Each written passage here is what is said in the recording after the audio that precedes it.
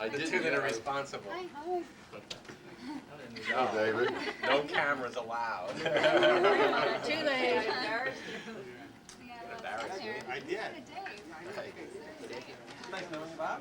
What do you got back here? Where is it at? Let's see it. No super soaker, huh? Don't play with me, Bob. We're in public now. Let's see. Is he checking for your Right, beaver? looks like you enjoyed that, Bob. Bob doesn't trust me. I'm just checking for armament here. Bob knows that he's not dealing with just the normal person. No cameras. I think this goes really well, don't you? Yes. Okay, go stand next to Dave Grossman there. To us, yeah. You sit next to his picture over there. What do you think? Behind this coat are these suspenders. He's only got one pair. Do you see that?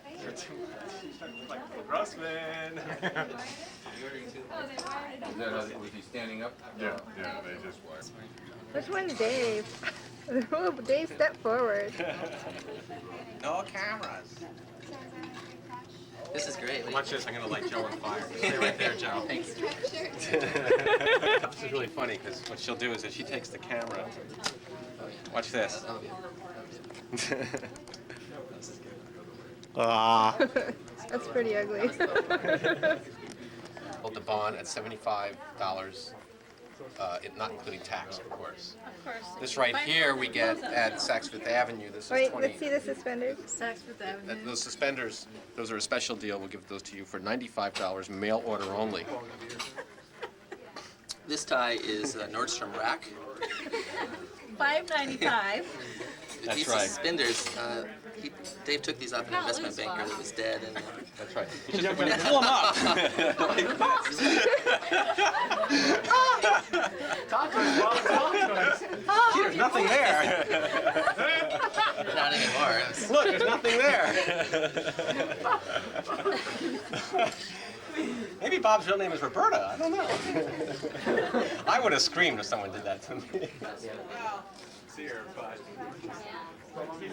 I got the corner office with the glass and the balcony, so I don't care.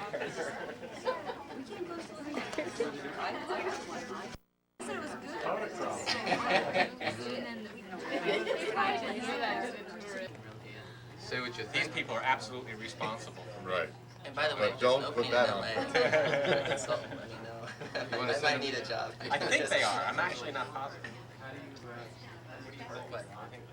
Think they look like their father or Absolutely, there is a lot. I wonder sometimes. I kind of like Jack. Actually, I kind of related to Jack. Think so? Not necessarily age. Yeah, I can see that too. I'm just agreeing with you from this point on. Yeah. It's tough to be on the opposite side. I tell you. Do you see it? You can't see this, David. These guys are looking at this as the final opportunity to destroy the I just want to show you one thing. On the very top of this, you can't see it, but the first annual roast. You know, having someone like Bob is your closest associate. Well, I'm going to just have a couple more drinks, Bob, so I can't say anything. I never see it until his mother. They're two. Your creative spirit I have is funnel. 2 boys, 17.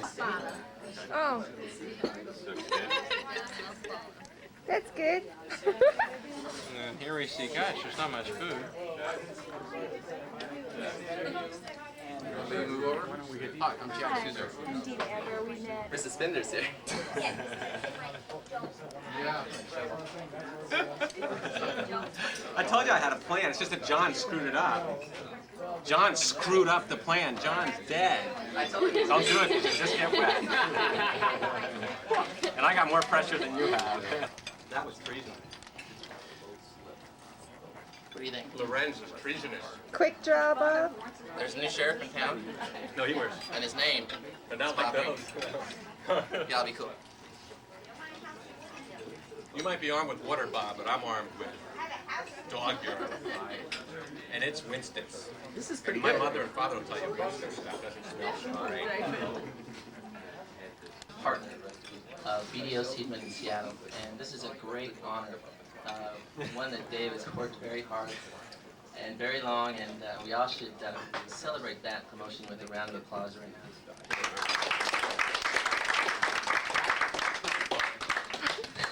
Not applaud. Jack had no applause whatsoever. Part of the definition of a roast, as many of you know, it's really three parts. The first part is that it's an exaggeration.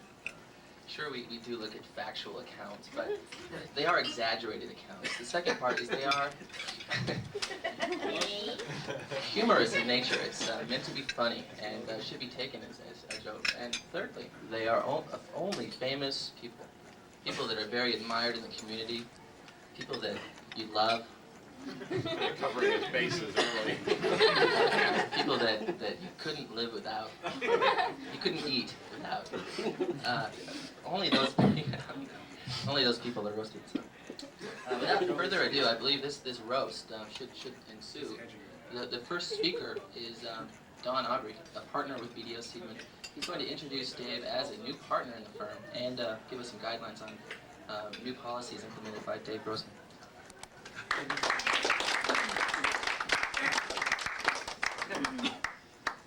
You forgot your gun.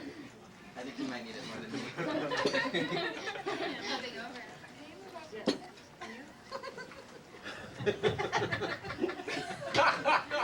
No, when I, You're alone now. when I first met, I think he's gonna need the hour. when I first met Dave Grossman, you know, I knew Dave was the kind of guy that had what it takes to be a partner. Dave is very unique.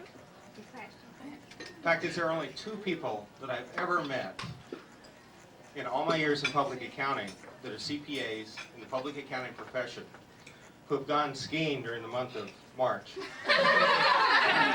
One's Dave Grossman, the other's Dale Frieding. We all know that Dave just got back from a couple days in Dallas, and the purpose of the meeting in Dallas was to introduce Dave to the policy and inner workings of the firm BDO Seidman. And one of the things they discussed down there that I know Dave took to heart was the fact that his compensation is no longer based on salary and bonuses, but rather it's based on the net income, the profitability of the firm. And I know this affected Dave dramatically because when he came back, he spent 2 hours in a small conference room with a grease board. And he came out with the following policy that he suggested we implement starting July 1. With respect to transportation, hitchhiking in lieu of commercial transportation will be strongly encouraged. Luminescent safety vests will be issued to all employees prior to their departure on business trips. Bus transportation will be used only when necessary. Airline tickets will be used, but their authorization will be only done under extreme circumstances and always at the lowest possible airfare. Now let me give you an example what Dave suggests. For instance, if you have a business meeting in San Francisco, the way this policy would work is you would go to San Francisco only if it's the lowest fare. However, if we can find a lower fare to Detroit, you'll go to Detroit rather than San Francisco. Lodging. With respect to employees and lodging, employees are encouraged to stay with friends and relatives whenever they travel out of town. Weather permitting, public areas such as parks, parking lots should be stayed in. In case of inclement weather, we suggest that you look for a bridge or a homeless shelter. Joe thought that was a good idea. Hey, Joe's gonna implement this. You better knock it off. I wanted a memo.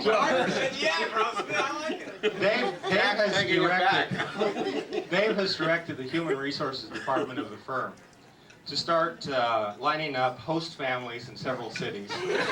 And they will be paid a small fee whenever someone stays there. We are also looking into the idea of refurbishing migrant worker camps.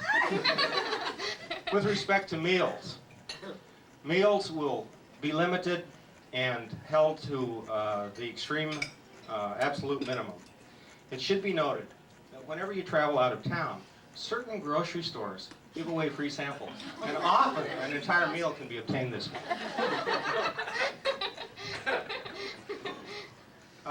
Travelers should also become familiar with the indigenous roots, berries, and other protein sources available in their destination location.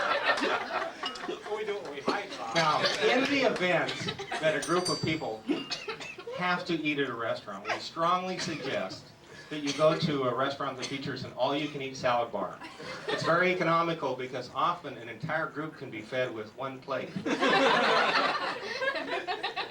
Employees are also encouraged to take along such items as canned tuna, Vienna sausages, Spam, because those items can be consumed at your leisure, and they don't have to go through the costly preparation of heating or other preparation.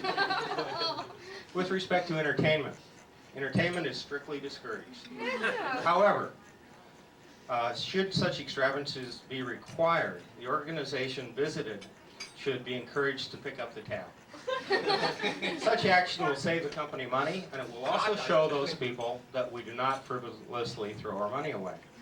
Now, hospitality provided to those who visit our company should be tasteful yet cost-effective.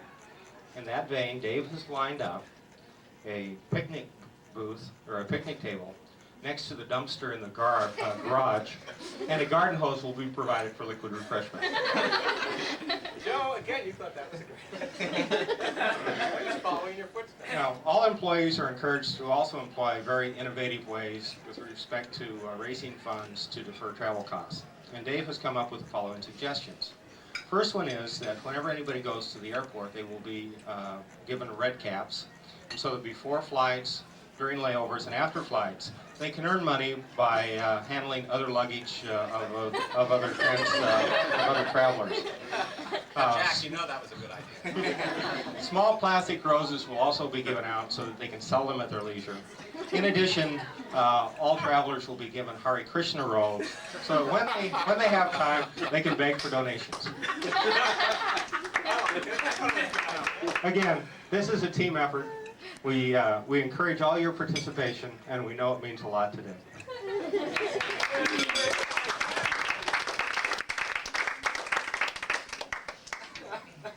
It's good that we have regional managing partner here to approve this tonight. Thank you, Don. I am a little bit nervous about that last speech. This could be implemented. Next, we have Al and Tina Grossman. And, I'm not sure if you want to come up here. I think that would be best. They can share with us a few stories about Dave's childhood. Father. Mr. Grossman, I do have a weapon here for you. And I know that you're not afraid to use discipline.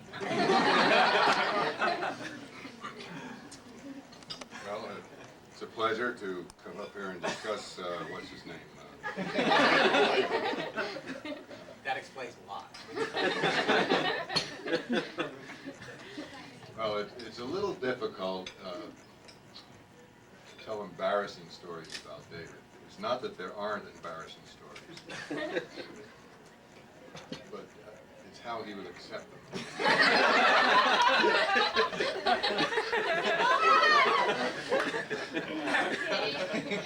David is my middle son. David thinks he's an only son. You finally took responsibility, Bob. It's the first time in 38 years. I've often looked upon myself as the one person that actually saved his life, because there are many times his mother swore she would kill him. He was precocious. He was impossible. He was fast. He walked early. He talked early. He was housebroken, we think, early. And altogether, he was, to put it mildly, a little difficult to bring up. David, in his formative years, went through many life cycles, from Hare Krishna type things, Jews for Jesus. No, he did. No, I didn't. You wouldn't accept it. He went through the hippie yuppie thing, and I was That I have evidence of. I was very tolerant of that. But in the long run, the best thing we could do was move from Highland Park and come down to Florida. In Florida, David matriculated at the University of Florida.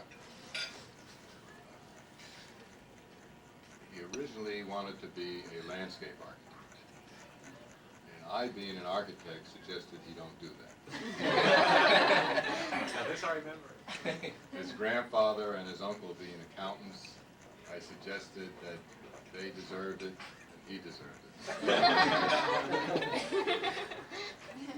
David has one primary fault that doesn't reflect well in accounting.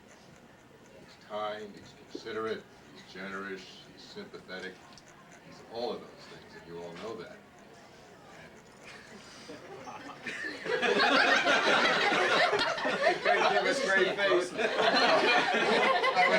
I'm sorry, I was talking about his brother Jeffrey.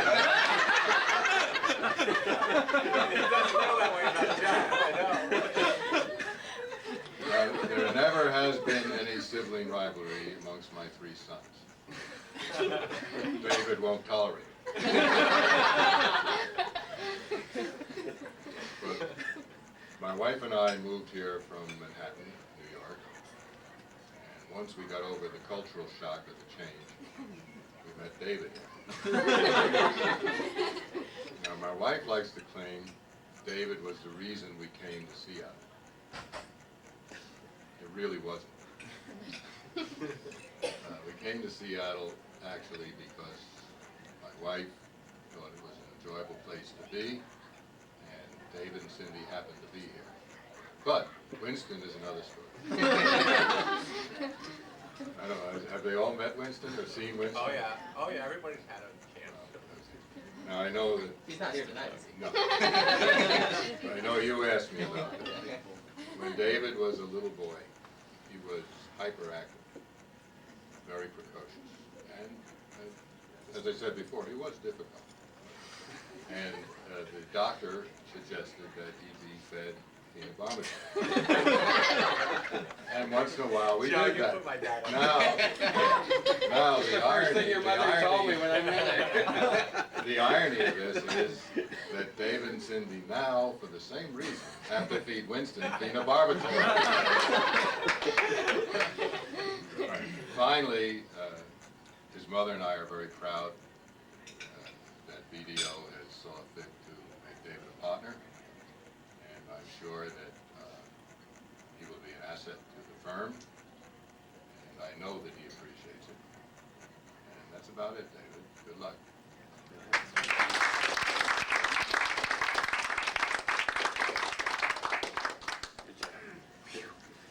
Boy, you didn't bring out the embarrassing ones. No, I didn't tell the truth either.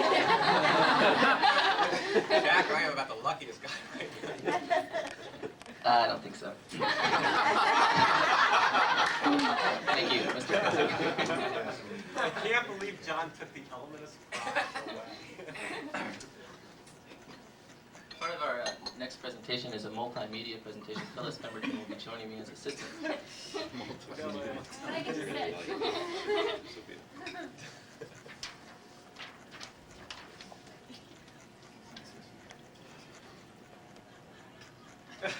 I kind of like this portable unit because I can dodge easier. Where'd you get the overhead? We don't have enough. When I first started working with Dave, it was about 3 years ago. And Joe Sambatero, before I met Dave, took me aside and he said, "You're going to meet somebody that you're going to think is from another planet." I did say that. I just wanted you to be prepared.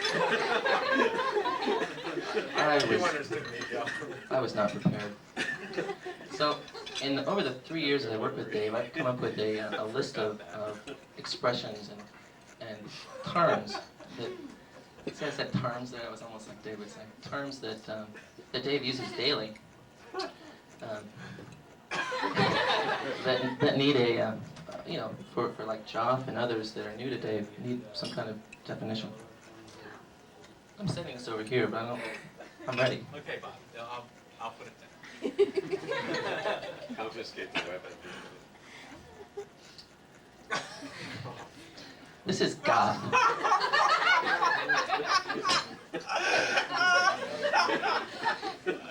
Oh, you guys. Let me give you the background here. No, wait a minute. We were in in a meeting with the developer of a golf course.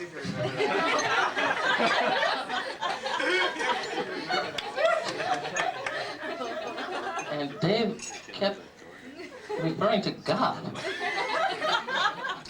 I had no idea. Nobody knew what he was talking about. Joe knew. Joe was the only one that knew. That's the way it's spelled in the East, isn't it? What he really meant to say was golf. So, Job, that's what that means. The next term that he came up with that, again, floored me was sequim. No idea what he meant. Turns out that was actually squim. I know I was going to personally offend Bob. Jack, that's where Bob's from. That's where Bob's from. It's a temple. Squim, Washington. Squim. One syllable. Thank you. Evelyn, is there any more tickets left? Getting warmed up here. Now, when you're working with Dave on certain projects or just walking around the halls, he will interrupt you when you're walking in the halls and he'll say, 2 minutes. Now that's a relative term. Used in a sentence, he'll say, I need 2 minutes. Bob, I need 2 minutes. Now, for clarification, I've defined 2 minutes. Conventional definition is 120 seconds, 2 minutes. Little used Grossman speak, 2 hours. Commonly used Grossman speak, 2 days to infinity. I'm serious about that.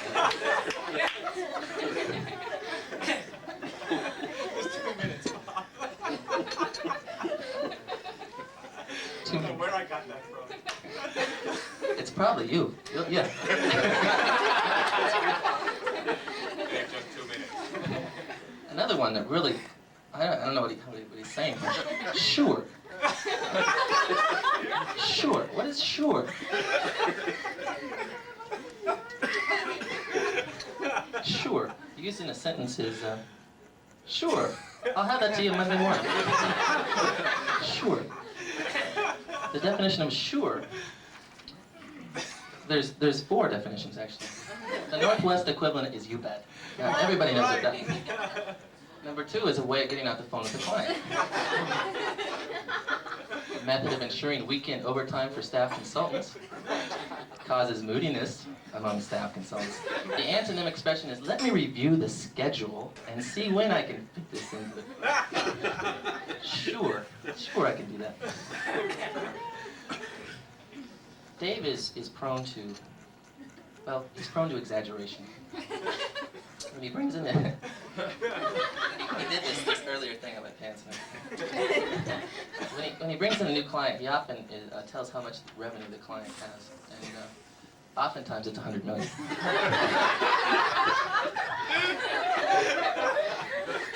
Which could mean 10 million. Probably it's going to mean 1 million. But chances are, the company has no sales. They have a great business plan.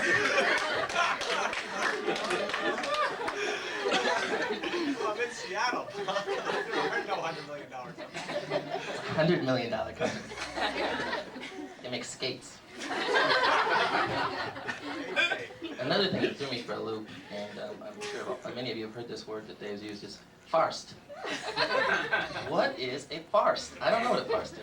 Finally, after years, I figured out what he was talking about was forest.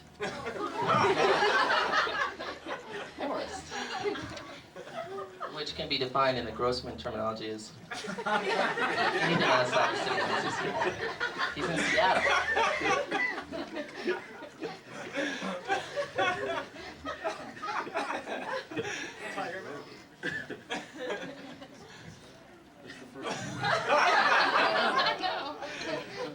I don't know how many have heard this. Probably everyone. But I can actually. Don Aubrey, would you come up here for a second? Could you do this? He's the best. It's kind of hard to replicate. When I first heard it and I thought it's unique, but it goes something like, Bob, Bob, Bob.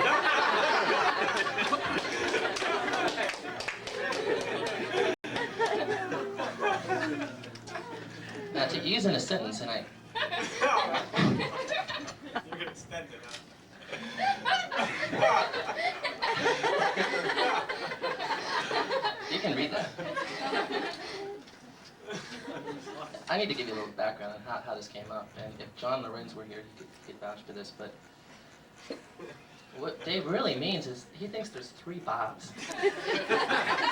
When he says Bob, Bob, Bob, he's simply calling all of them to attention. If he applied the same tripling to all the other staff members, he might reach his office size estimate listed in the Puget Sound.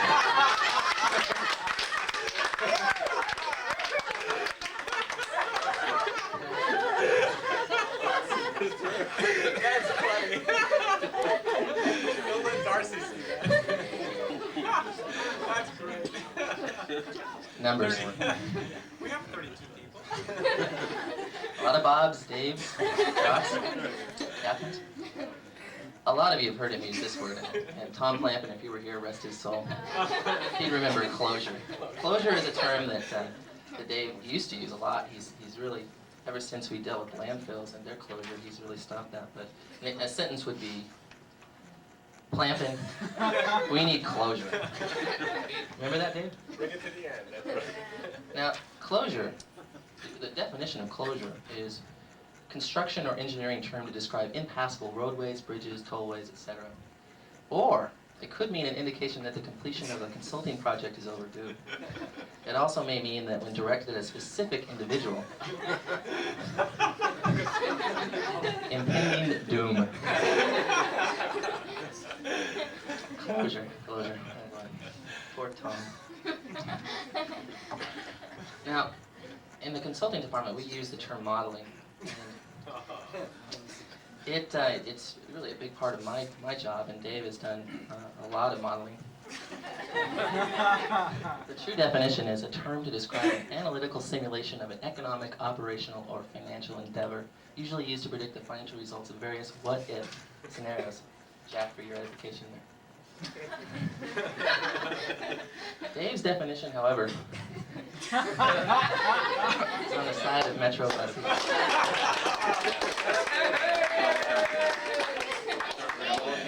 Let's actually ask. Actually, I pocketed that revenue. Northwest.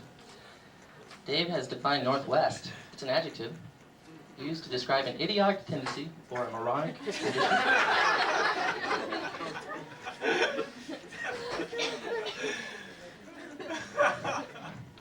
BDO Seidman. What else do you have to say? Dave Grossman.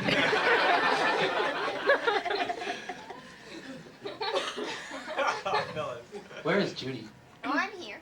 I apologize for this next one because I'm a sensitive lady.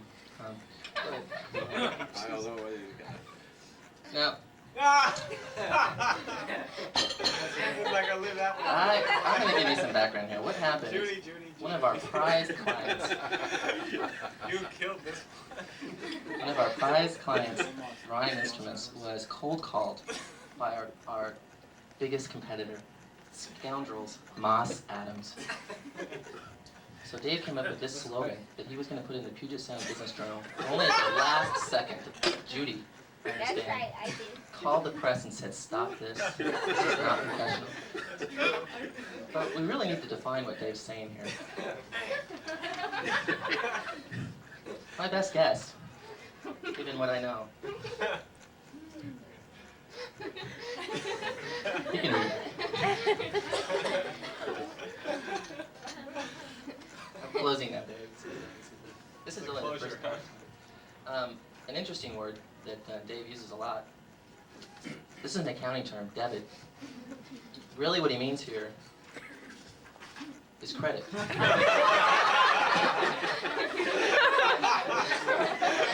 Thank you very much. I'm glad Herb got it. Whoops. Herb's not here. I Jack will not be there. Herb is there. He'd be upset. I'd take another role. Bob, that only happened twice. Uh-oh, you're next, Judy. I don't know after that. You can't believe that. Don't let Musker under. I know. Bob, you said it all. What could I say now? First and last impressions of Dave. My first impression was, thank God, another East Coast person. Yeah. See, Bob. That was before you opened your mouth. I understand about our R's. I know we have a problem, but they have the problem. We understand each other. We do. We really do. We really do. Driving a highway on the left lane. And lasting impressions of Dave. Well, Dave, lasting impressions. I like the first impression. That's my 5 minutes by my watch, Joe. Thank God Judy doesn't drink. I mean, I don't have any lasting. I still have those impressions. I mean, Thank you. I think Dave and Joe are a good combination. I'll probably get serious here, but I understand Dave, and I've been classified as being hyper myself, and you know that it really works. It really does being hyper. Look at him now look at him. He's so cute. I just want to squeeze his lips. Joe, point the camera. Okay? I'm not that abnormal. Joe, I think he'll be. I know he will do a great job, and he's got so much energy for all of you. So don't worry about it. I mean, if you're tired, just look at Dave, and you'll say, look, he'll do it. I'm going home. Just let Dave do it. I'm going home. So I'm glad he's a partner, and I think he'll be a great asset to everyone. So thanks, Dave.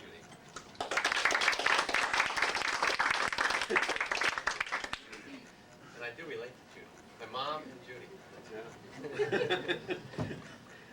All right, here's what happened with this next one. Cindy, I called her 3 or 4 times, and she said, I can't I talk to you. trust this person. That's what she said. I'm busy now. I can't talk to you. I can't talk to you about the roast. there goes that marriage. At the highest level. It was nice while it lasted. I know what you want, and I'm not going to do it. What she did do for me was she did loan me these suspenders and this tie. This is Dave's wardrobe here. And she did bring in a few pictures that I didn't. I didn't have the opportunity to get them blown up into so we could all see them, but I do have them here. And I'm not sure what the best forum is for that. It might be that we put them up here and restrain Dave and look at them. But we have great pictures. I mean, Dave, he's just tiny. You can see that he's taking his medication.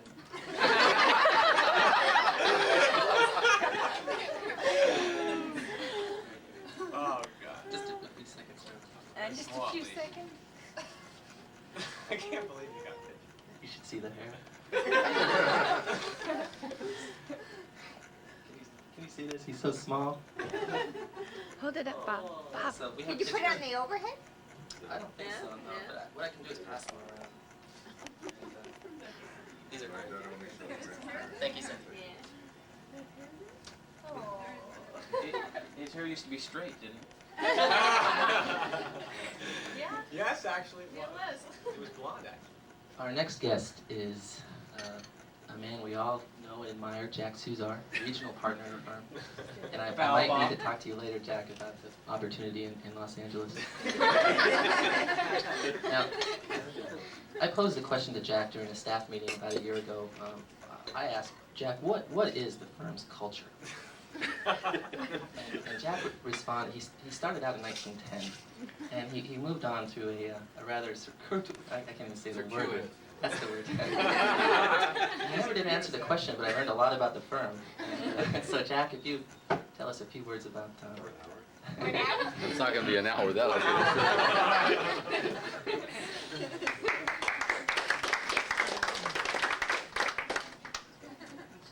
I don't have any formal comments for Dave, but I really didn't come prepared, frankly, to make a presentation. But I I do have some thoughts, and I'm going to ramble a little bit. I know it's not going to take more than 5 or 10 minutes.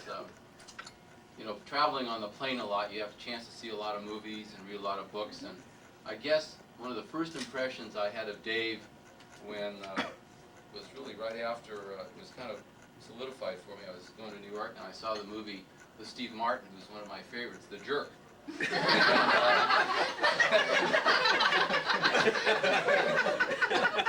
Hey, give him more time. I got plenty more. I mean, got a few more. I got the bathroom. It's tough ad-libbing about Dave, but I wish Lavith von Horwath was still in business. you do well there. I think that the experience that I've had in this office has kind of gone in many different ways over the years, but I can't begin to tell you how pleased I am now with the result. But I guess more importantly, when we're really talking about Dave, when Joe called me, he said, "I've got this guy you've got to meet." And he mentioned his name. I said, "What's a guy like with a name like Grossman doing in Seattle?" And he said, "You really have to meet this guy. He's really different, very, very different." And I said, "Okay." So I came up, and I truly was taken back by Dave and my first meeting with him. He's a very powerful guy, very charismatic with, as you say, Judy, a lot of energy. And it was tough at first understanding what he was saying, but having spent 5 years in New York, I'd had a dictionary somewhat in my mind, and I knew how to deal with it. But and having dealt with Joe a little bit as well, I was prepared.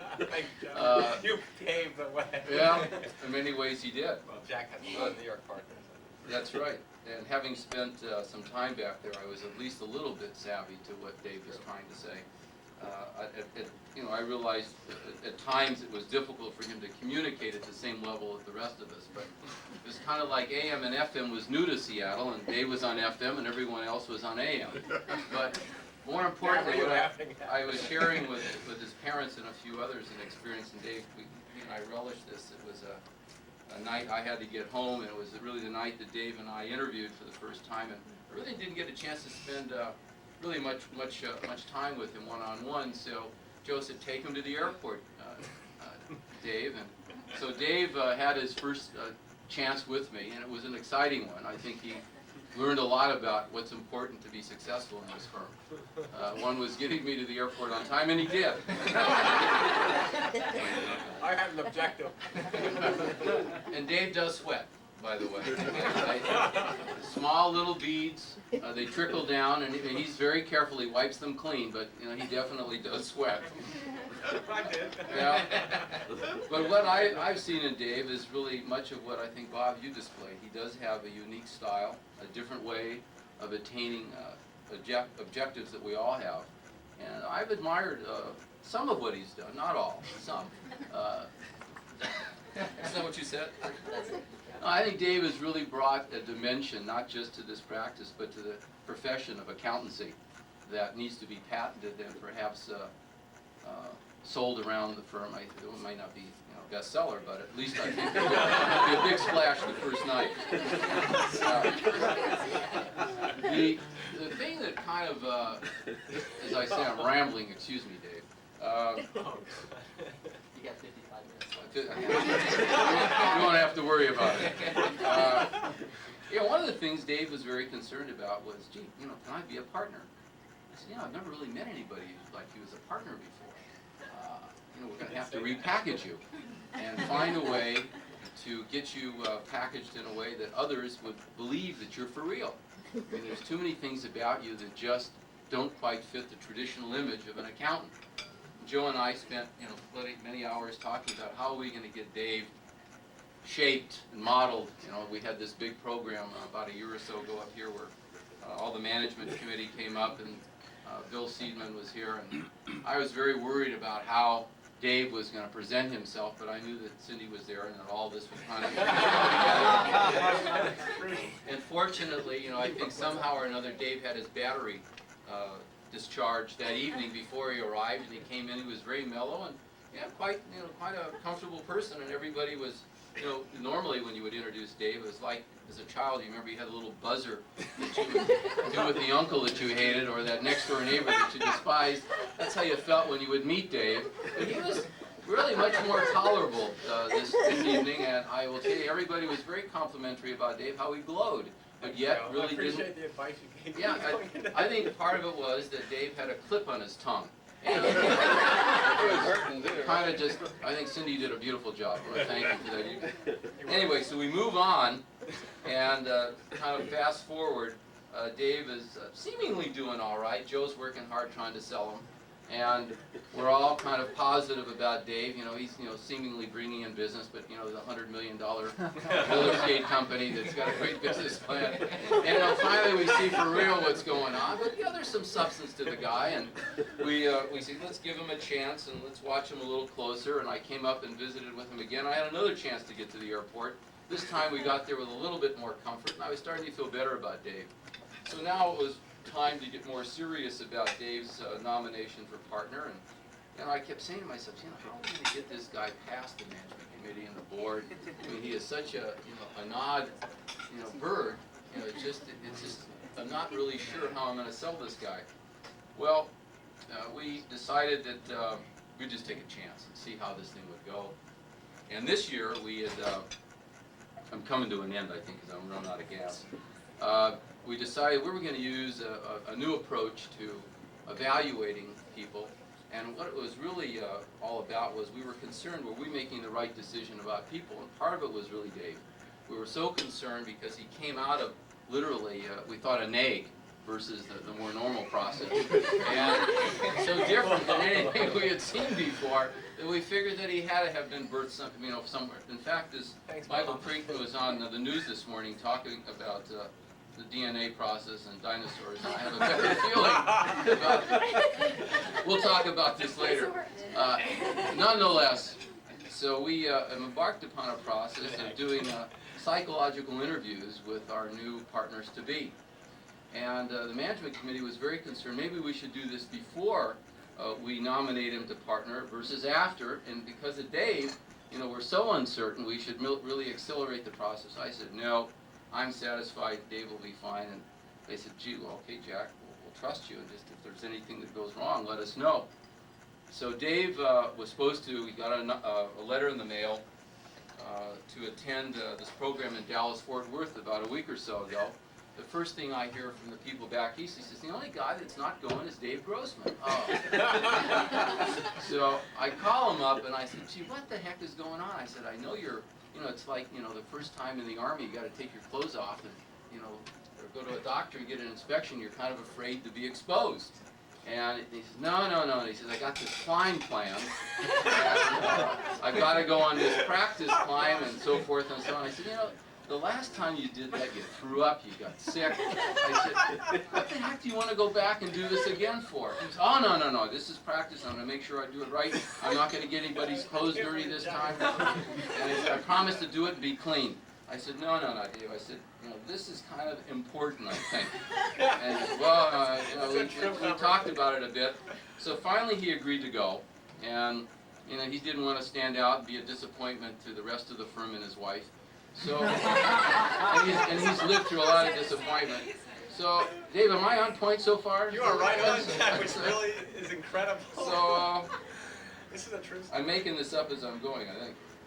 So anyway, That's true. the night he finishes with his evaluation, Dave Jackson, who's a psychologist that I've known for many years, called me up at home. He said, Jack, you won't believe. He said, I just got through with this guy that you were telling me about. And I said, we have got a problem. And I said, what are you talking about? He said, I don't know what you're paying this guy, but it is going to cost you multiples of that in psychological retraining. I said, are you kidding? I said, what are you talking about? We're not trying to change this guy. He says, no. He says, this is going to cost you a fortune to get the people working with him to be able to understand who he is and to accept him. I said, this could be a lifelong project. Well, we got beyond that, and we finally realized that, well, no, we're not going to change Joe's behavior, or rather, Dave's behavior. Joe's already been changed. He says, he says, my biggest fear for you, he said, you've got this new partners meeting coming up in Vancouver at the end of the month. And he said, you know, after seeing him glow at night, you know, when he goes to bed, we checked on him, there was a bed check, and we walked in, and there he was, glowing, and his hair on end. And we went in and took the plug out, and still he was glowing. And he said, you know, I'm a little concerned that, you know, Vancouver is even a little more laid back than Seattle, and with the Vancouver partners and the wives and the board members and everybody coming in. He said, you know, my suggestion is that we perhaps want to anesthetize him for the weekend. So we have a plan for that, Dave. All right, putting all that aside, I think more importantly, I guess, really what I'd like to do, and not officially because I've shared this with you before, we are very proud of you, and you certainly will make a difference. I think that you offer not just this office, but I think you offer the firm a different perspective of things. Knowing full well, I think, the culture of BDO Seidman and the tradition that we have, I think you now stand ready to change some of that in your own way. And I think that the type of person you are is going to be a welcome addition to the partnership. And we applaud you and welcome you, and we are looking forward to many, many successful years.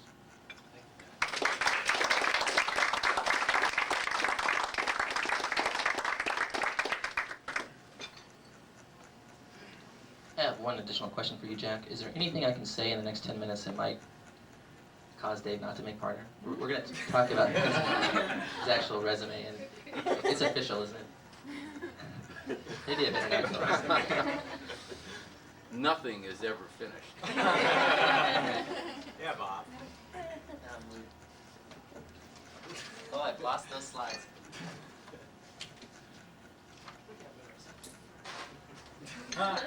Good morning. It's like the Mr. Bill show. Mr. Bill. You remember that? No. Mr. Bill. No, it's Mr. Rogers. That's not Yeah. Where did you get this?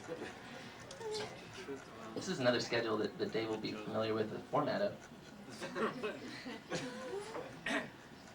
Just as a background, as part of our marketing attempts, we provide resumes to our potential clients for the partners and the managers in the firm. And Dave has an unusual background, and he's definitely a lot of experience. His career path is daunting to understand, and what I want to do here is just go through it, you know, logically, really flowchart what happened to Dave from his early days. Joe. If you could move it just down a little bit to show the titles. I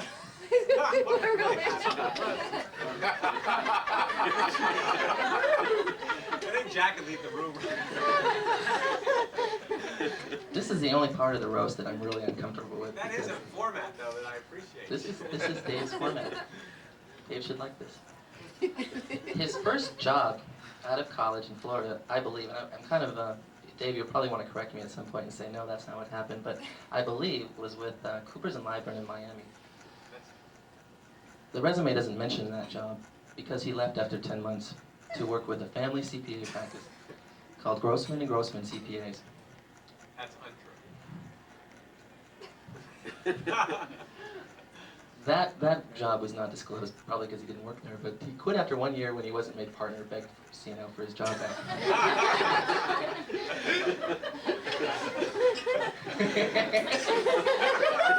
Nice guy. Not true. I think we can stop there. I like it. Keep going. What are you talking about?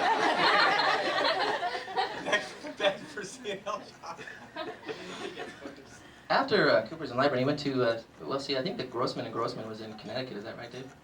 Or is it No, Grossman? that was in New Jersey. It was, okay. He went to Coopers & Lybrand in Stamford, Connecticut, where he was promoted to audit manager, led audit engagements for a billion-dollar manufacturing company.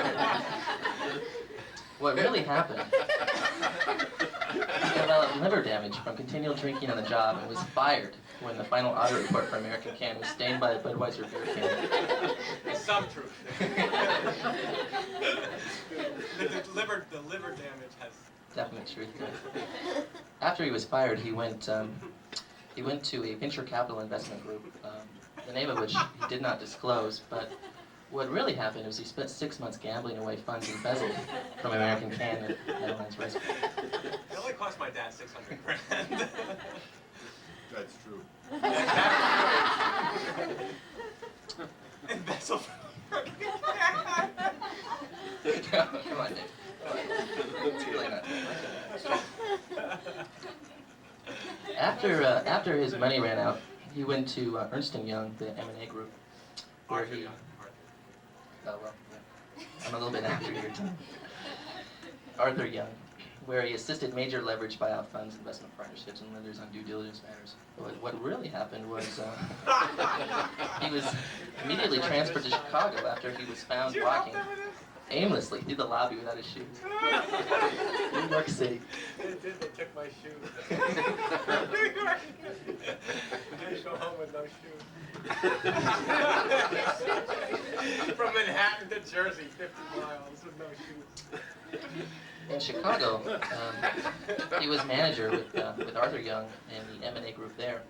He performed additional work for Fortune 500 companies. But spin the knife.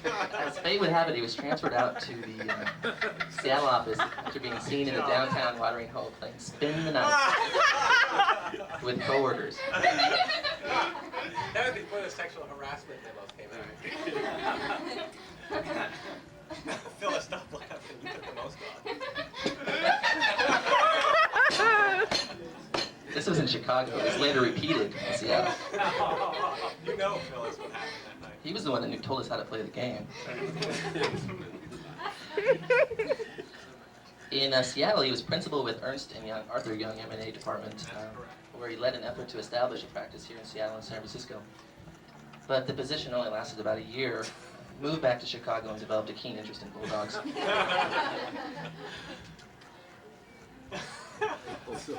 Back in Chicago, he was with Arthur Young again, and the resume doesn't disclose this, but and really nobody knows what he did in Chicago. However, he came back to, and I think this is what happened. He came back to Seattle and worked at Coopers and Lybrand. Is that right, Dave? No, it's not true. Broadmark happened. Well, I thought it was CNL, but what happened in the process is he lost about $100,000 in home equity due to a downturn in the market. And he started spending more time at home with his bulldog. There is some truth. Oh, it's going to go on. Once in Seattle, he left CNL. Apparently, he was never there. Nobody knew about that. But he worked with Broadmark Capital in Shoshone, and he served high technology clients with Logitech and Advanced Gravis is one of his major deals. And it turns out that the transaction was successful. His stock value increased by 6,000%. $20,000 bonus was withheld due to a contract misunderstanding.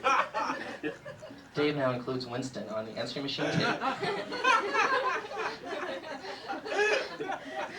Did the interviews, the psychological profile, did that reveal Winston's relationship with him? After Broadmark was Coopers and Lybrand, or was it then at BDO? I thought it was senior manager with BDO and serving as an audit and consulting manager. Finally finding a home here, he serves his longest tenure with a single firm. His success in the firm is accomplished in part through effective practice development, but mostly from tremendous support from his consultants working under him. Oh. It didn't take long for Green to take credit. Oh, man. Joe, you let this go through? He still has 20 days. He's taking the credit. Where is Hoffa? Finally, in the Meadowlands. Partner with BDO Seaman in Seattle, a great accomplishment, and a high five over at Dead Hoffa. Congratulations, David.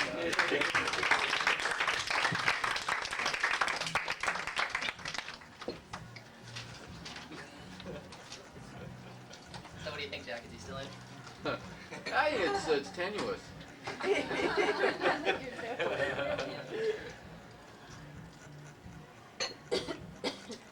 Our next appearance is in the video format. Joe and Phyllis spent a great deal of time with Dave about town, and although they're not really in the movie, Dave definitely is. And I think at this point we should probably switch things around, get the TV up front, because we have about a 10-minute video about Dave, about town. 10 minutes. 9.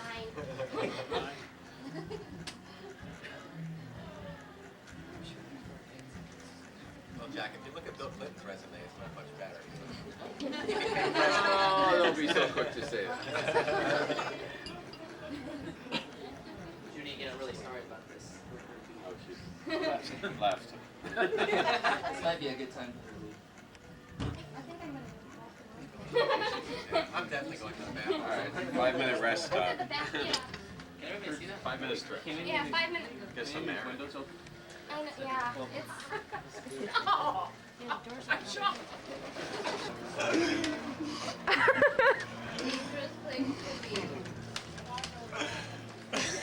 You're gonna get it, Dave. You...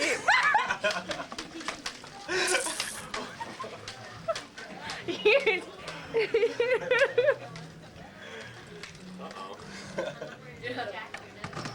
Carlton, that stuff is really tough here, isn't Jeez. it?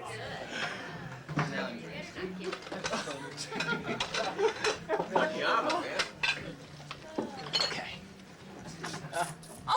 You're gonna be sorry. Dave, now, was I nice? That wasn't that bad. Get away from the video camera, please. Hey, you can take the No, I'm not sure if I want to. I'm afraid. here. On the other hand.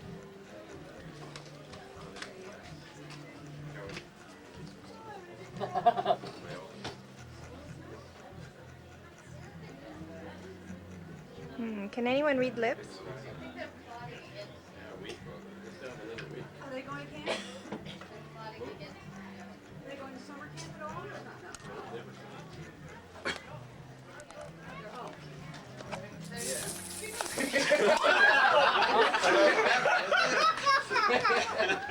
You got Ann, too. There were 2 shots. Oh, that's where it came from both directions? I'm talking to your mother. Oh, I'm sending you the dry cleaning bill. You better believe it. They screwed you. Yeah. Oh my God, I'm glad I went to the I was out in the boat. We're out at the right time. I played golf today. I got soaked. And I didn't have a waterproof jacket.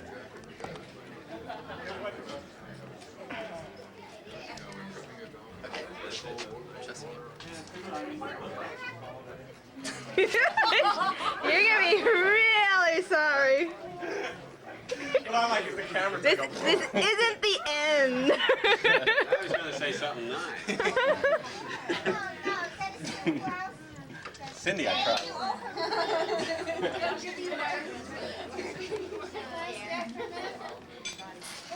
Oh, you better not.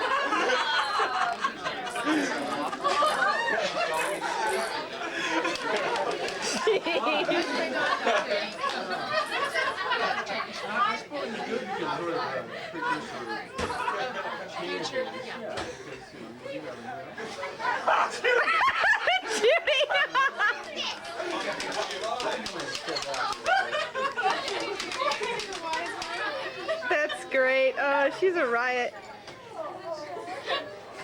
Go get him, Judy.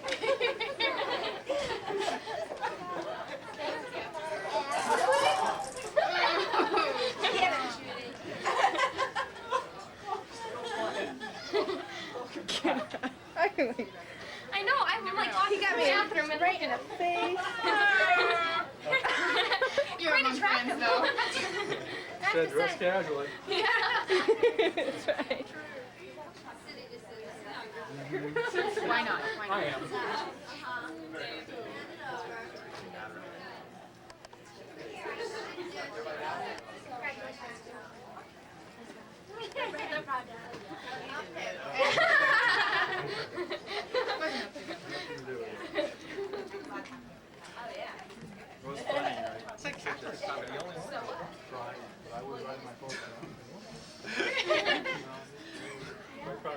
Did you get Rhonda?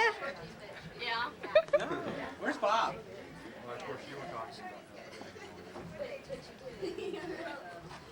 I'd say so. These aren't your clothes. Here these We better reconvene this thing. I think it could get very dangerous. It's kidding. We should get Very dangerous. Judy's got her coat on. She's so ready. I have my raincoat in the car. I should have brought it in. Judy, put the gun down. Put the gun down, Judy. Come on in here. Judy, they're calling you. They're calling me. There's a Let's cease go fire. back.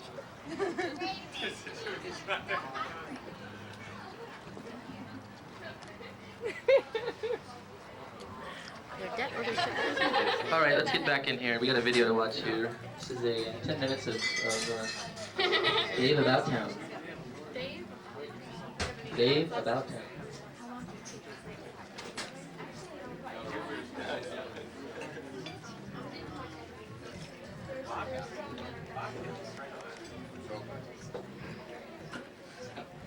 Judy? Put that thing down. Put it down. I know, once you start talking,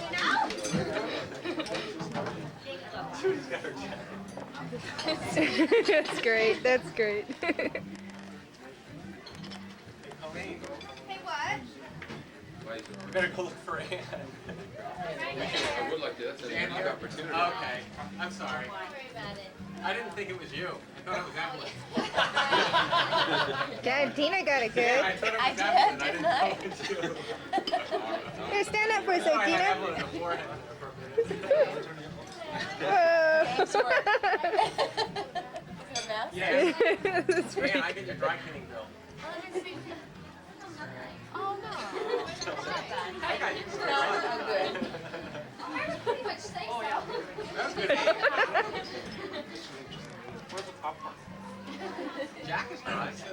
You might as well put I the wonder why. put the volume up. Dave, do you know where those came from? Can Dave? Can you see that? And there may be certain scenes that are not. And there may be certain.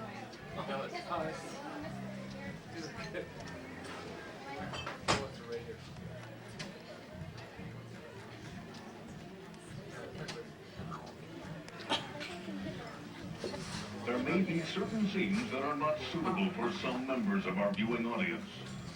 Like wussies and little wimps and wings. How you really get into being the client. Being the client. Dave is Galley. Yeah, this is why it goes on my camera. Yeah, those treats to AP work papers. The CC section. Proof for her that you did review the work process. You better watch this, Joe. Or closure.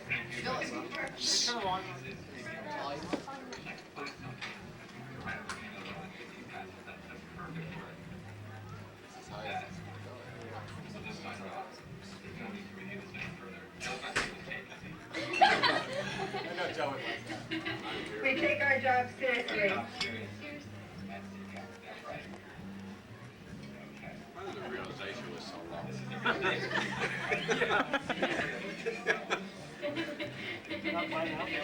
This is just done for the camera. See you later.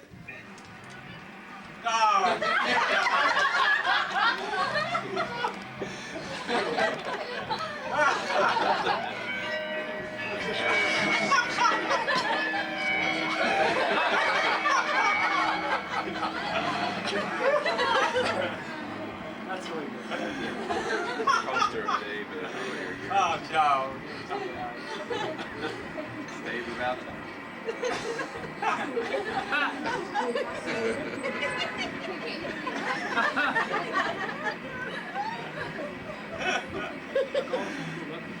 It's close to that word closure.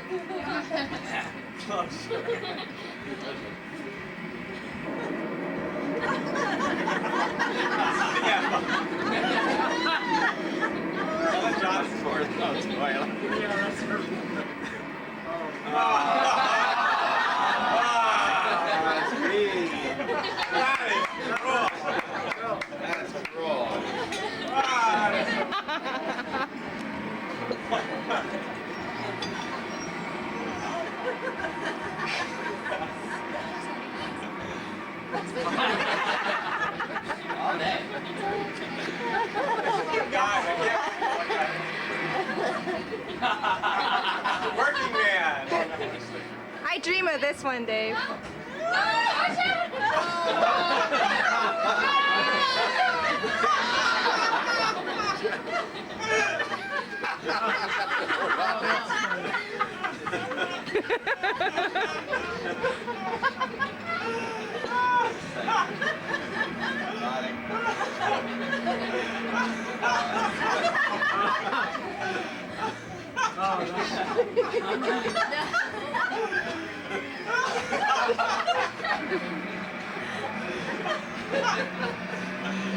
Oh, you guys.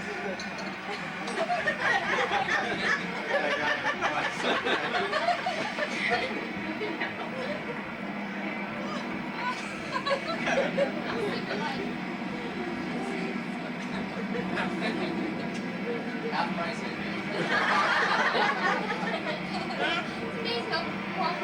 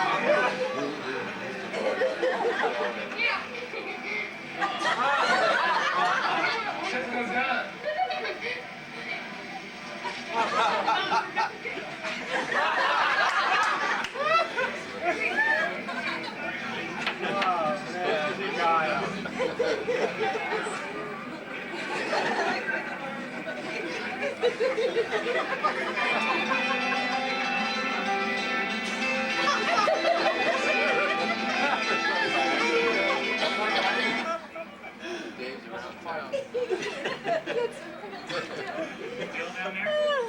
Yes. He's talking to the photographer at the front. He's talking to the photographer. Sorry, outside the building. Sensing skepticism out there in the crowd. He's balancing it for 2 boxes. McCann, balance 3 boxes. What do you think? What do you think? This is normal LA stuff.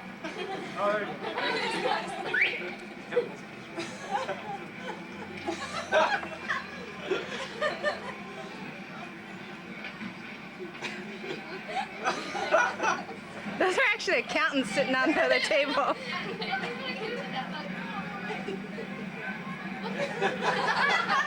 Oh, is it doing? He's fondling Dave. Where are these people? The central tax Leo Sayers. That's who they think that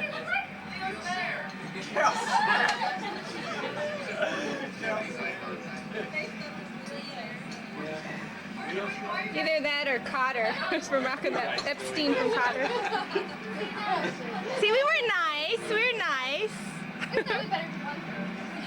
What's that over my head? Usually it's a light bulb. That thing's just gonna spinning around. Yeah. You boss? One in the hand, untouched down. some kind of Jewish Love devil.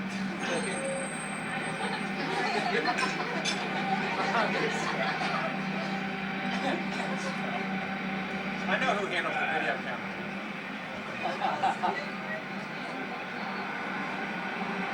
These are all potential clients.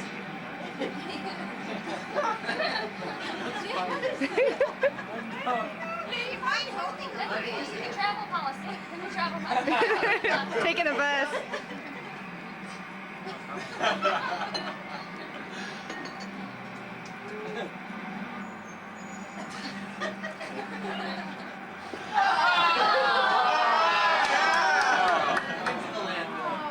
The landfill. Hopefully that's the end, right? Gross? Oh, no, it's alive? $4 in evenings. After 5 p.m. 0 to 2 hours, $4. Those fees wouldn't, that wouldn't do it, Joe. Tax included too. Yeah.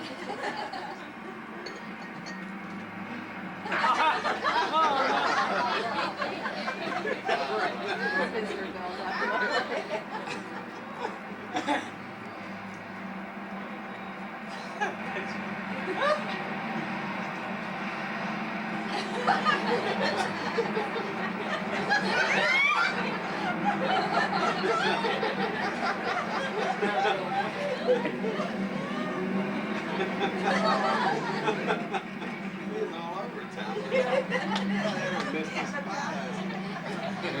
gonna have to find a new city. Where can I transfer now? Fairbanks.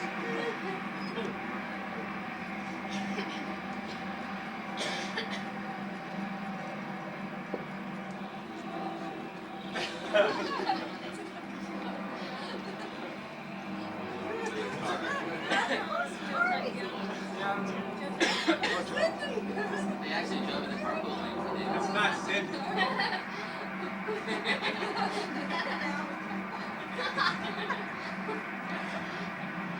can read that.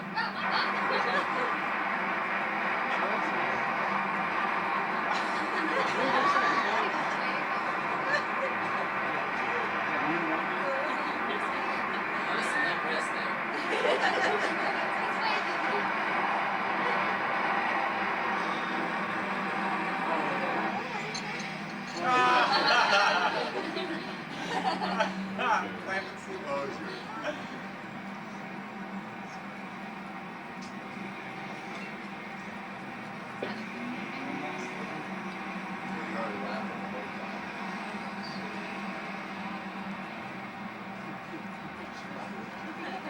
Now I know what George Bush felt.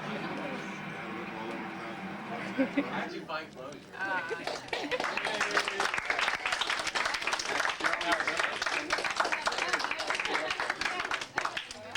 Joe and Phyllis. Good job. So Jack, is there a spot in LA for me? Creative. I didn't know there was. Well, we've got a big psychiatric unit. We send that to Dave Jackson. You think he gets a guy there? I don't know whether Dave could afford to treat you. Whether we can afford it. I'm sure Dave would enjoy it. Dave could spend a lot of time on that film. Joe and Phyllis spent a lot of time doing that, and I think that was great. So. I have to say, that was awesome. I'm glad you're laughing. Not on a golf course. It wasn't on a golf course. It's now at the archery range, isn't it? Has John Lorenzo? He will see it. All our clients are going to get a copy of it. Instead of Christmas cards. But I thought, I wanted, that damn thing better disappear real fast. Oh, it's gone. I said that last time. Rhonda was doing pin the tail and donkey on it. My intention in putting together this agenda was twofold. One, to please Dave, we had an agenda, and secondly, to identify those individuals that could roast Dave. And specifically, I left Joe Sambatero off the list because I know of all the people, he could come up with the meanest, cruelest jokes. I didn't ask him to participate, and he was a little bit hurt about that.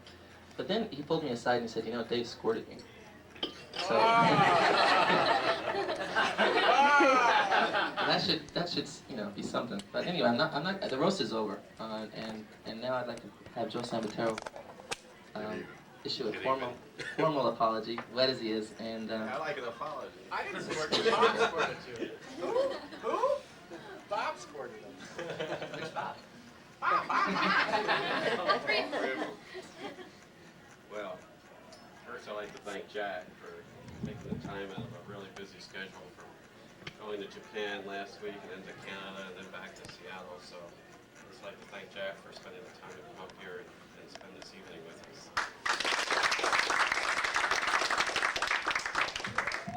As I was told, this is the apology portion, but after that soaking, I think I'll just tell a couple of stories. There's still more dog humor. No, I got one right here too. I'm wet already. You like being wet. Nothing to lose. It's like steelhead. Actually, I thought it might be interesting to let you know a couple of things. One is, ironically, I met Dave through Cooper's and Library. That's always interesting. That was before BDO Seaman, before I joined BDO Seaman, and I had this company I was assisting in raising venture capital. In about 3 minutes, he tore my client into an asshole. Told him there was no way he was going to raise money in a lifetime. Then he said, yeah, but Joe, we should get together for lunch. Which we did. And we discovered that we were born in the same hospital in New Jersey. Oh, Half. no. Yeah, that's true. You mean it wasn't an A? Same hospital. Well, one was in the basement, one was. Branch, New Jersey, where if you're a reject, they just throw you into the ocean. So I guess we made it. Dave swam. That was really bad. God, you're so creative tonight. Why can't you be that way with I learned something about our staff tonight. They are very creative. Next year this will be. Oh, very well done. Seems that when I went to Florida after New Jersey, Dave went to Florida after New Jersey. And we were actually there a year, probably nearby at the Mutiny, and crossed paths and never knew it. That was a weathering hole in Miami. Came to Seattle, and like I said, met Dave at that first time. But one of my most interesting moments was Dan Pavlich, who many of you have met, and he came out to review, I think it was Sea Galley. I said, Dan, you really got to meet this fellow Dave Grossman. So I put them together. I don't think it was more than 15 minutes. And Dave came out and said, wow, he's a neat guy, Good. It went well. 2 minutes later, Pavlich came into my office, closed the door, and said, how can you stand this guy? And I said, why? What's wrong? What did he do? He never stopped talking the whole time. I have a headache. Well, Dan is just the type of person that has that high energy level that you always make sure is focused away from you, not at you. And if he's always faced outward, especially towards the competition, that energy is put to use. And I think we've all seen how Dave's energy has really been put to use in moving our office forward in many ways. The next meeting was with Gary, which Jack's having the management committee up here.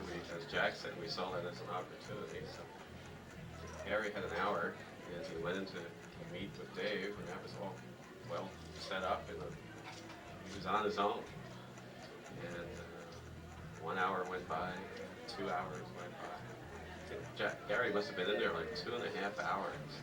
And all I could picture was him coming out and responding like Dan Pavlich. But just the opposite.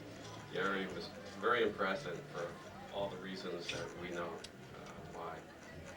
There was one point that Bob and I were really concerned, and that was after the Mount Rainier climb.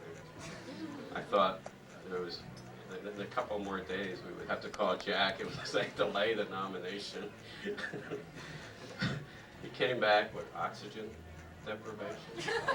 What you say? I mean, just never thought he'd be the same again. I went to a client meeting and he walked across the parking lot barefoot.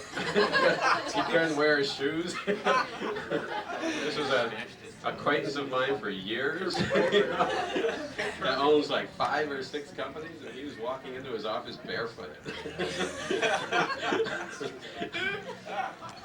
Next Rainier climb, we're not going to schedule any important meetings. I'd also like to thank Al and Tina Grossman, for Mr. and Mrs. Grossman, for coming tonight. Appreciate you being here to help us celebrate your son's baking partner. I've always worked with Dave as my partner, as I do with many of you. I'm absolutely very proud and very pleased to formally say that he's my partner. And I'm looking forward to his next 27 years at BDO Seaman. He'll have to retire at 65, isn't that it? Mandatory. Listen, if we can last that long, him. So for 27 more years, I'm sure Dave will be making significant contributions to this firm, and I'm just extremely proud that he's my partner. Congratulations, Dave. I think in all roastings, Dave should have a chance for rebuttal. So it's your turn, Dave. He's got a video.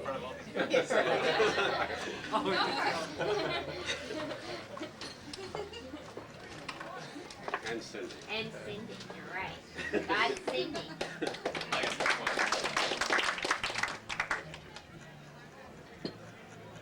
It really wasn't bad. You can hear me. Well, that's no you. I only need 2 minutes. Just 2 minutes of your time. Jack, you're the time.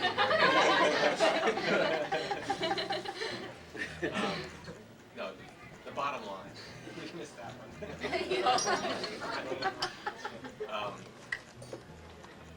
As Jack and Joe know for sure, and I think Don, who I spent a lot of time with, and Bob, is that I do take it seriously. I mean, I take what we do very seriously, I guess, in some respects. And maybe that's where it gets a little crazy sometimes. I do like to do the high fives over the dead bodies, in a sense. And a lot of the way I am, and a lot of the energy, and the outlook on life, the enthusiasm, the attitude, the crazy drive, and the New York approach to doing things, which I think has been definitely mellowed, because every time I talk to my friends in New York, they ask me if I've had a frontal lobotomy. And it's like I'm cool. I'm a no man's land, because in the Northwest, everybody thinks I'm right up the subway. And in New York, everyone thinks I've had a frontal lobotomy, so it's like I'm stuck in Chicago somewhere. But, and I've had a lot of people even ask me if I'm from Seattle, because I don't have an accent, which happened this weekend, right on the trail. So, That guy was from Austria.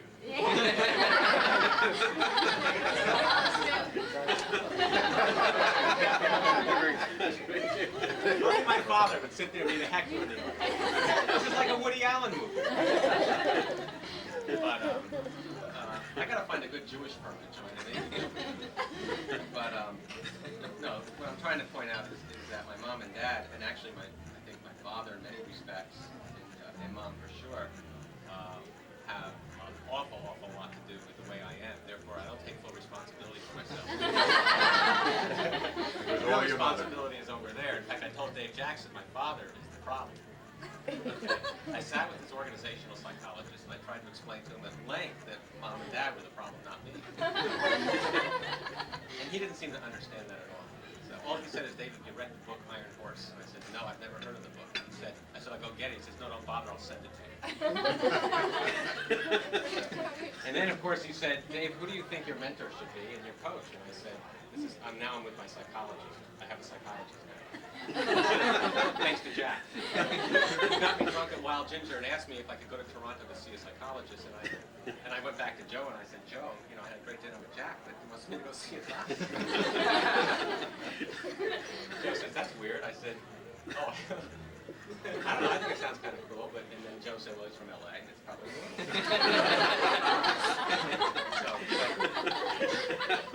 I don't know, it's like on TV, I guess. You're all doing it So I even told Cindy, my God, I'm going to have a doctor. She said, thank God.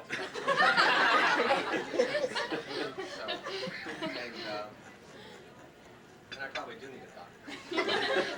Jack. And I didn't have to get drunk at Wild Ginger to admit that. So, though I have been hanging around with John Lorenz a lot, and that probably explains some things too. But, no, my mom and dad definitely, were a major impact in my life, and I think my drive and my desire to achieve, and what you see there is definitely a product of the man sitting right there on the table. And I give him complete and total respect for that. That's an important part of it. Bob is living not only with me, but my father, even though he doesn't know it. My energy and my hyperness and my shotgun approach to life and my randomness, as Meg would say, is definitely a result of my mom. It's a genetic thing. And I do once in a while sneak a couple of phenobarbital out of Winston's bottle. And they keep asking Cindy, God, that's a lot of phenobarbital you're going through. It seems to me that it's going a little faster than it should for that dog. But the other thing I want to point out is that one thing I did learn, and this is a little stream of consciousness, I've learned this now, these West Coast terms, stream of consciousness. I learned a few things from several of you. I've learned a lot from Jack. I've learned that I don't know what I don't know from Herb. And from Joe, I learned a lot of lessons too. And I'd say that the real lessons I learned from Joe are the leadership lessons. And that really comes down to the act of getting things done, or getting things done around you, and getting things accomplished through others. Getting other people around you to work with you and for themselves and for the organization. And my definition of leadership changed through my relationship with Joe. There's no doubt about it. And leadership to me is embodied, I think, in the sense of what Joe brings to the job and what Joe brings to all of us. And that's the major impact, I think, on my life out of all the people I've worked for. And everyone's heard about people I've worked for in New York and people I've worked for in Miami and this and that. And what I don't talk about is the one guy that I do work with. I don't think I worked for. I've never felt like I really worked for him, but worked with him, is Joe. Joe walked into a situation here at BDO Seidman that I would say, and I walked into it too, but I walked into it under Joe's wing, which is very different than the way Joe walked into it. And I say this with all due respect, and Don, of course, is the only surviving, well, Rhonda too. Don and Rhonda are the only real, and I say this with all due respect, but the only real survivors of a long and arduous road that we all went through and we've all participated in. And again, this is not really prepared, so I'm not going to this isn't all going to connect totally, but I think Joe and Don and people here in this room will understand. Joe said today, or several days ago, that our culture in our office has changed. I think Paul understands that. And change is what it's all about, the ability to contemplate, deal with, and react to, and understand, and appreciate, and really anticipate change, which is what Joe has brought to the table. And I think Don would agree, because I think you're in the best position to agree, that this change has definitely been for the better for all of us, our livelihoods, our families, our pocketbooks, our self-esteem, and our approach to life here in Seattle. Because we are the survivors. We are the A team, so to speak, as I like to call it. But the fact is, it all happened through something called change. And they're all flooding my speech. I'm starting to feel like Bill Clinton here. Bill Clinton felt like during the campaign. But the point is, and again, just 2 minutes. They're yelling, take it off. The point is that I read a lot, as you probably know, and I read a lot of military history, and I spend a lot of time reading military type things, Sun Tzu and stuff like that. One story struck me real strong, and that was the story of Montgomery, General Montgomery, as he dealt with the situation with Rommel. And my dad, who remembered this, unfortunately, probably, or fortunately, maybe, I don't know. You got the most gray hair. Here, yeah. But you have hair, still. Couple left. So, no, but the bottom line is Rommel was beating the pants off of British, right? Who was the general before Montgomery? I think it was General Alexander. Beating the pants. The British were getting pounded, destroyed, dead bodies everywhere, and Rommel was, what do they call him? I mean, he was... Desert rat. He was a desert rat. Nobody could beat this general. He was going to conquer Africa and the world. In fact, it was called the Afrika Korps, A-F-R-I-K-A, Korps, K-O-R-P-S. It was K is very important.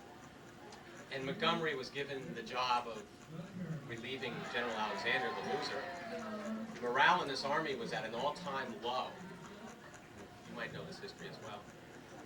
But morale was at an all-time low, and the British were being beat. And they were running, literally running to the coast. It was all over. And it was a disgusting situation as far as the British were concerned.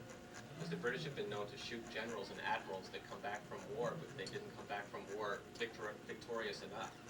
And they've been known to do that in order to keep things British. Well,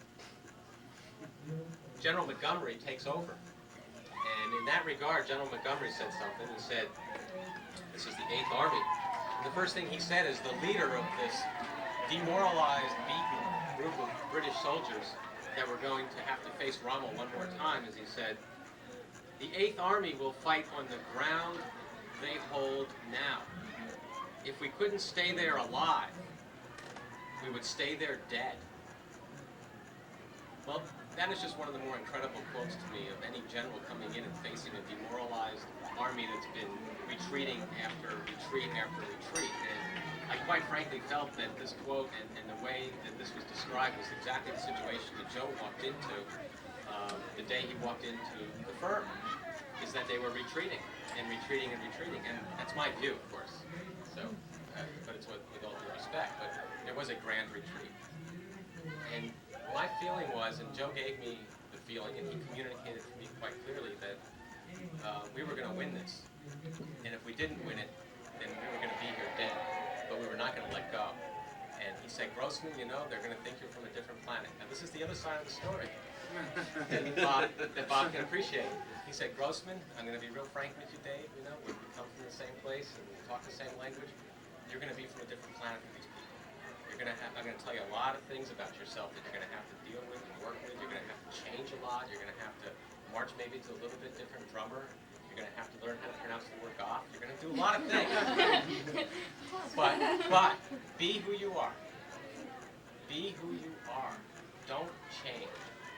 I mean, adjust and get along with people and learn, you know, to get things done through other people, because those are the people, and, you know, Dave and Rhonda, and these are the people that are going to have to work with you, and they're going to support you, and they're either going to be there for you and your partner, or they're not. And this is Joe talking to me way early into the game. And he said, but don't change. I mean, don't be somebody else. Don't sit in these meetings with your, you know, thinking thoughts and not share them with people. Be real. You know, come forward. And it seems that, you know, the real risk we all take, being ourselves, is the risk of, well, there's only one real risk that any of us in this room take, including Jack, Joe, and Rhonda, Paul, anybody in this room. There's only one risk we take by being ourselves. It's rejection. That's the risk. It's rejection. I'm Dave Grossman. I risk Bob, Phyllis, or anybody in this room rejecting me, not liking me. Or if not liking me, not appreciating me, not accepting what I say, or not taking my idea as my idea, or whatever. That's the risk. But it's funny, my dad said something to me back when I was really young. I don't know how young, but young. But in fact, Dad had a full head of hair when he said this. Long time. But it's a long time. No, he really had a great head of hair. But Bob, you would love the head of hair. But he said, Dave, risk, and it's funny how I remember this, because there's two, but he said risk is commensurate with return.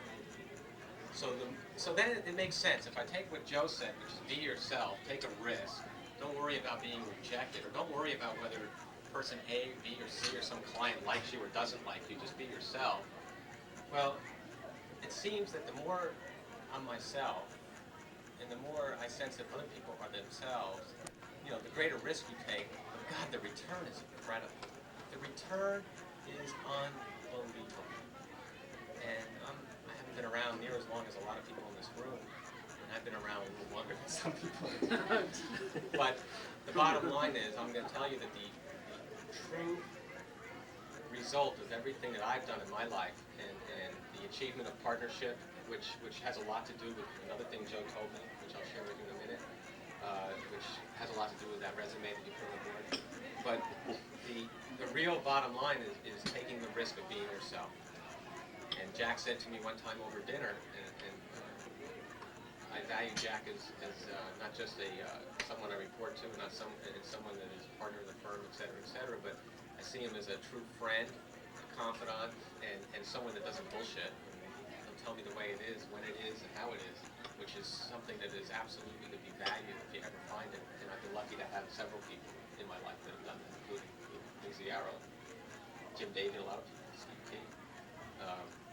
But, you know, Jack looked at me and said, Dave, you know, you're going to make partner. You know what I think? I think you're going to relax. I think you're going to be an easier person to be around. I think you're just going to, like, cool out, man. You're going to be like, okay. And maybe, I don't know. I'm waiting. and I haven't signed any papers yet, Bob, so. And your management agreement, the way that looks, partnership agreement looks like that. Oh boy. Grossman agreement. But the bottom, what I'm trying to say, in just 2 minutes, What I'm trying to say is that Jack said, you know, you'll relax, Dave, you'll cool out a little bit, you'll be a little bit calmer and all that. And that might be the case.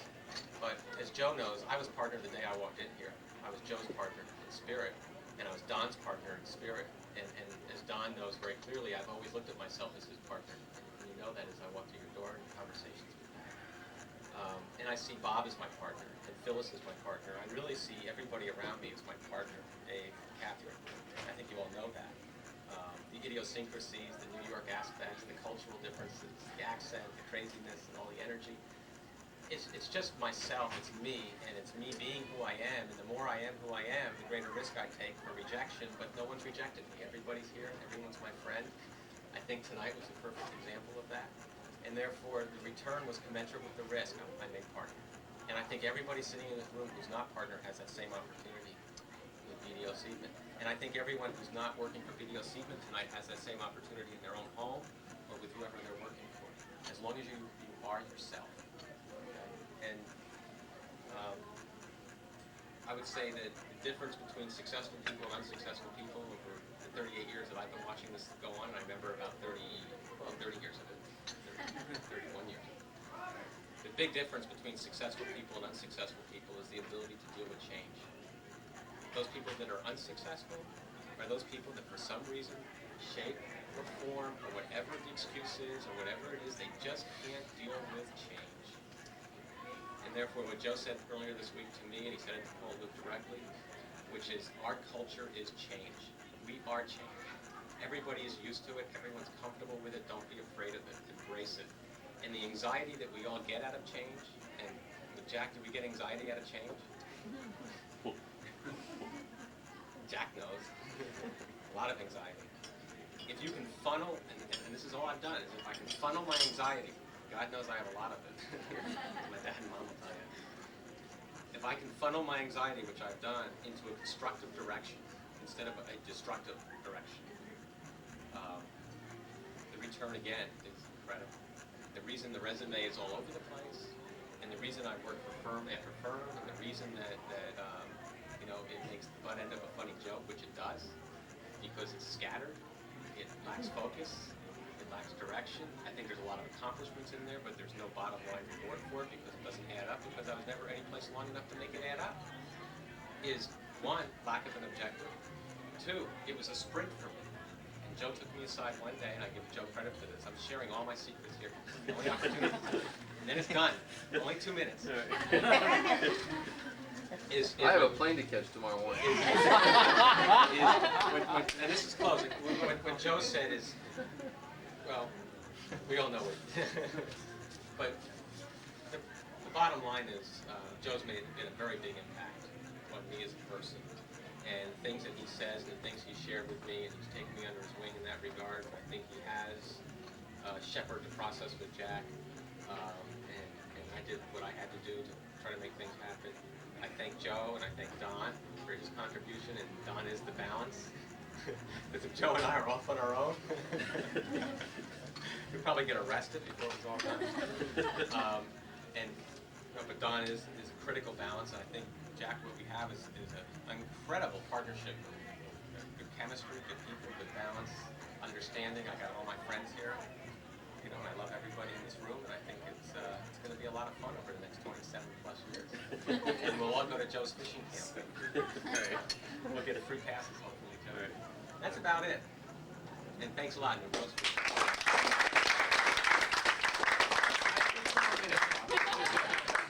There's one other person, too, that's not here that really was a big help, and I just want to say it, is Dan Pavlich. Yes. Because while he was absolutely shocked to meet Dave in the first 15 minutes, I threw him back in the room with Dave over the next year or two. He was a real big supporter, as Jack would say, would testify to on the board in making this happen as well. So recognition to Dan, even though he's not here.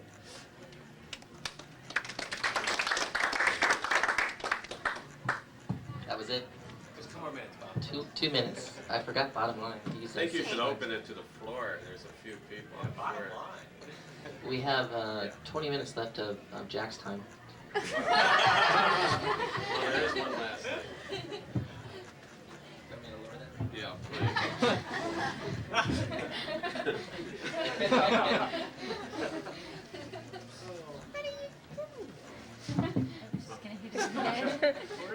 Get it that much. I'm gonna hold it. It's easier that way. We actually, present it. We don't need a microphone. We actually have a present here for Dave. It took 2 weeks to figure out what to get him.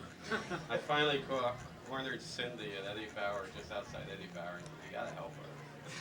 She said, he called me and said, I have absolutely, he has everything a man could ever desire in life, especially his wife. So, we have a small present for you, which we'll let you open and advise everyone what it is. Do I get 2 minutes? No, No, we're you just Congratulations. In recognition of promotion of partner BDO, this certificate issued to Dave Grossman on this 11th day of '93 is redeemable accomplishments for 2 at the Chateau Whistler for 2 nights of your choice. In July. And All right, Joe. Right, that is very nice. Cindy said, just make sure I get something out of it. Winston and I are going. That's very nice. Thank you, Joe. Well, it's from everyone here. Yes, thanks, everybody. That's it. That's the official the roast. 2 minutes. Unless anyone wants a 1 minute. I'm sure fellas would have something kind of. We already got the spin the knife thing on the open. Yeah. We got that off. Yeah, we got that. The cake. the cake. We have to cut Oh my God, yeah. Good job, Bob.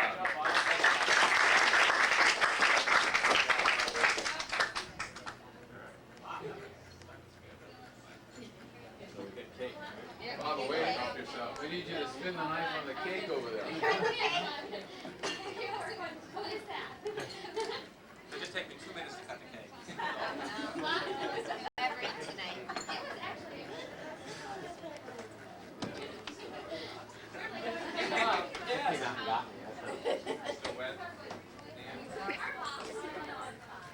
You better watch it.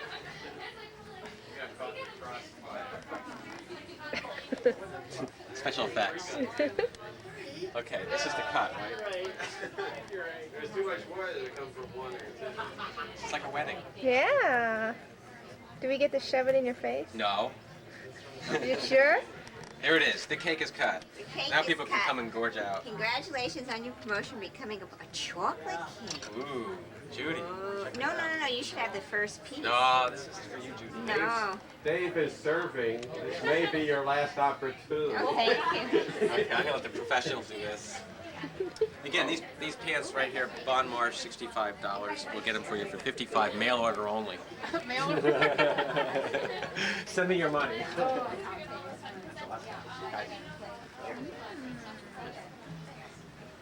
Get my arm. Congratulations. Thanks. Congratulations. You made it. Now you know why. Yeah, that's funny. I'm like, wow. It's just, thanks for the face. Thanks. Well, I even hug my favorite man. Congratulations. Ooh. Ooh. See, I said I didn't say anything. See, not everybody would throw me back in. Joe. Except me, right? What is it, like this? I want that cardboard thing. That's nice. Where's Bob? I think he's nice. He did a good job. Yeah. Suspenders did, didn't he? I think. And that video, I can't perform with running around town. No, I spent the whole day around these guys. I can't believe they went off the places. You know how that originally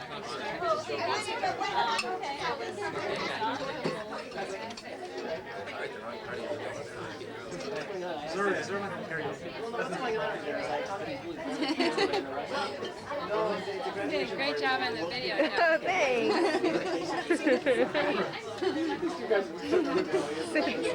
You like the guillotine? You know, I really did review. I did review Seagal. Yes, I just want you to know I you did gave me review Seagal. points too. I just to have a record. But John Lorenz broke my trust. John Lorenz took the surprise away. Thank you, John. Sun Tzu would be disappointed. Checks in the mail. Thank you. I'm really upset, John. So are you. But remember, our fiscal year end, John, is June 30th, and our bonuses are based. Cash receipts. Yeah, early in the morning.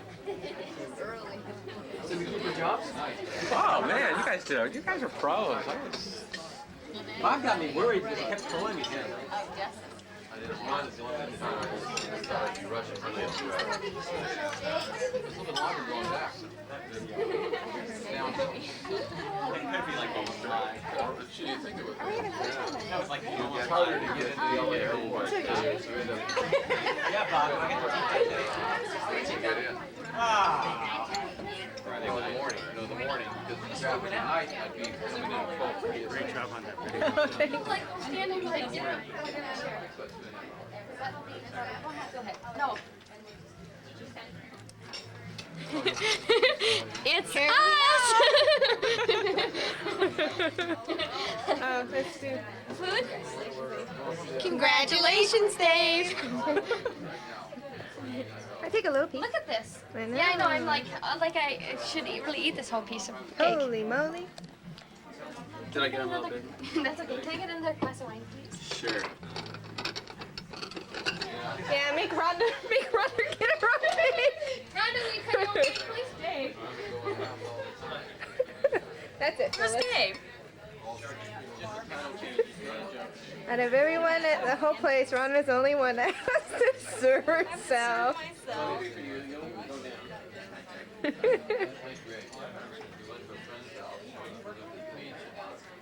said he was going to spend the night surfing the fine. Overtime now. So he comes home.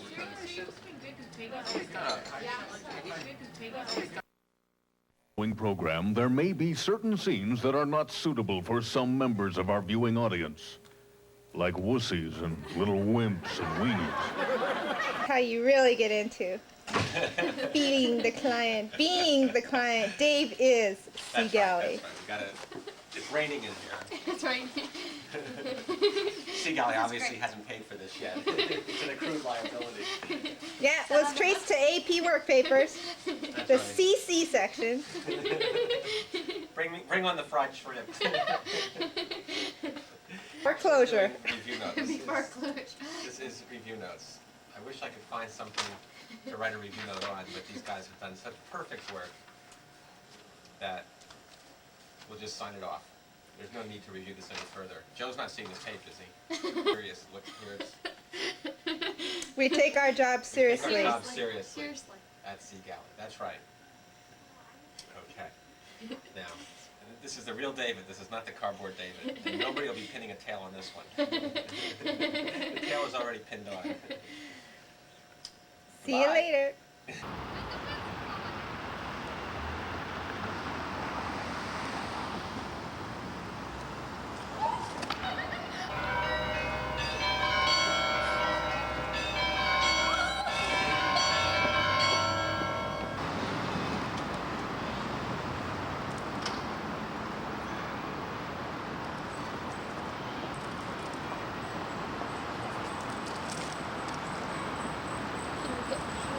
Can you walk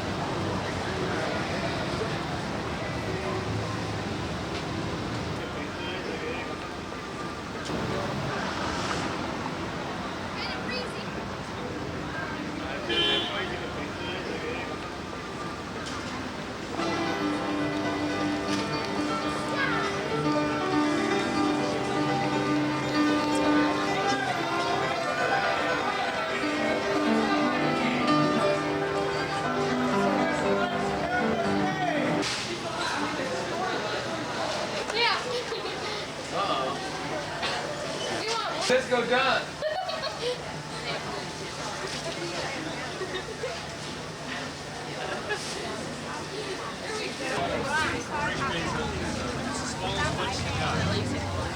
Oh, I see.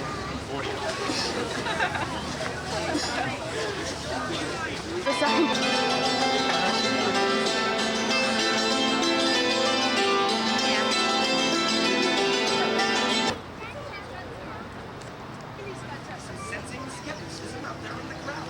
Let's get that second box. He's balancing for 2 boxes, but can he balance 3 boxes? What do you think? What do you think?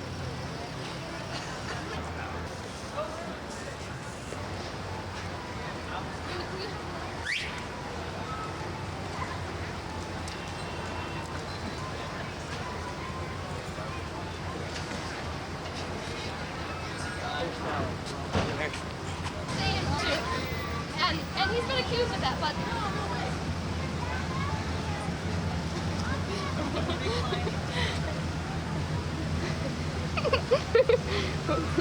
It's kind of like Leo Sayer, too. There's a little Leo Sayer influence. who else does he look like? Leo Sayer. Remember that guy? He was important. 70s icon type thing. Why are you guys doing this?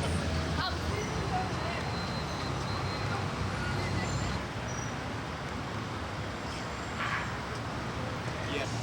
You boss? Send it to me. Let's talk to him. Okay. What's that?